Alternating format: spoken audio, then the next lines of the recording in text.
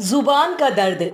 यह हिंदी कहानी शायद हम सभी को एक थप्पड़ है जो आगे बढ़ने की होड़ में पीछे को भूलते जा रहे हैं। जमाना मॉडर्न हो रहा है, ठीक है, पर संस्कारों को भूल रहा है। यह कहां तक सही है? इसका मोल वही समझते हैं जिन्होंने हमारी नींव रखी है, जिन्होंने संस्कृति को बनाने, जिंदा रखने के लिए कई कुर्बानी दी है। वही समझते हैं इसके हनन की तकलीफ को। हमें अंदाजा भी नहीं कि हम अपनी आदतों के चलते कितने लोगों की भावनाओं को कुचल देते हैं। आइए एक ऐसी ही कहानी आपको बताते हैं जो मेरी बातों को चरितार्थ करती है। जुबान का दर्द। एक समय जब मुगलों का साम्राज्य खत्म होने को था, दिल्ली की सियासत बदल रही थी, तब सभी प्रजा घबराकर इधर उधर शरण ले रही थी, खासकर कला क्षेत्र के लोग।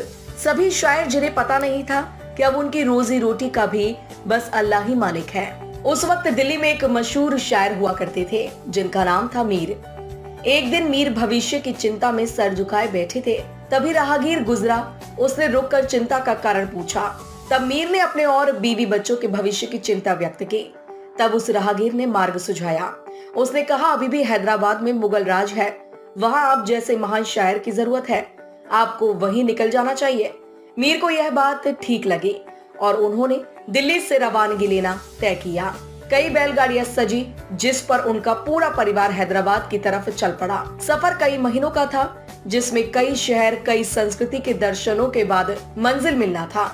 आज का वक्त नहीं जो मिनटों में उड़ान भरकर दूरियां मिटा दे। मीर भी उस सफर पर निकल पड़े। कई जगहों पर रुकते हुए वे आगे बढ़ रहे थे। कुछ दिनों के सफर के बाद उनकी पोती ने उनसे बिगड़ी हुई उर्दू में कुछ बातें कही, जिससे मीर स्तंभ रह गए। उन्हें एहसास हुआ कई संस्कृति और भाषाओं के मेल से उनकी पोती की भाषा बिगड़ गई है।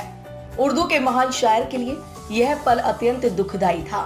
उनकी पोती उसी भाषा का अनादर कर रही थी। उसी क्षण मीर को एहसास हुआ और उन्होंने अपना काफिला रोका और तुरंत दिल्ली की तरफ वापस रुकने का आदेश दिया। जिस पर उनकी बेगम ने पूछा, आपने फैसला भविष्य के लिए लिया था, अब आप पीछे क्यों जा रही हैं? जिस पर मीर ने जवाब दिया, बेगम, तुम्हें रोजी रोटी की पड़ी है और यहाँ जीवन की दौलत लुटे जा रही है। लाखों की जुबान बिगड़ रही है। दिल्ली में खाने को मिले ना मिले, हम भूखे रह लेंगे, कम से कम लाखों की जुबान तो सलामत रहेगी। आज जमाना ऐसे बदल रहा है कि हिंदुस्तान में लोग हिंदी बोलने से शर्माते हैं। फैशन के दौर में हिंदी की जगह इंग्लिश ने ले ली है। हर प्रांत, हर प्रदेश ने भाषा को खेल बना दिया है। ऐसे में भाषा के ज्ञानी को जो दुख पहुंचता है, उसका अंदाजा भी हम जैसे लोग नहीं लगा पाते। हम पर फैशन की पट्टी ऐसे बन गई है कि हम भाषा के महत्व को नकार बैठे हैं, ऐतिहासिक संस्कृति को झुटला बैठे हैं। मॉडर्न होना गलत नहीं, जरूरत है, पर अपनी जड़ें छोड़ देना गलत है। अगर हम ऐसे ही पुराने संस्कारों को भूलते रहेंगे तो हमारी नींव कमजोर हो जाएगी और हमारा पतन हो जाएगा। जिस प्रकार एक वृद्ध पेड़ अपनी जड़ों का साथ छोड़ देता है, वो एक दिन अपने अस्तित्व को खत्म कर देता है।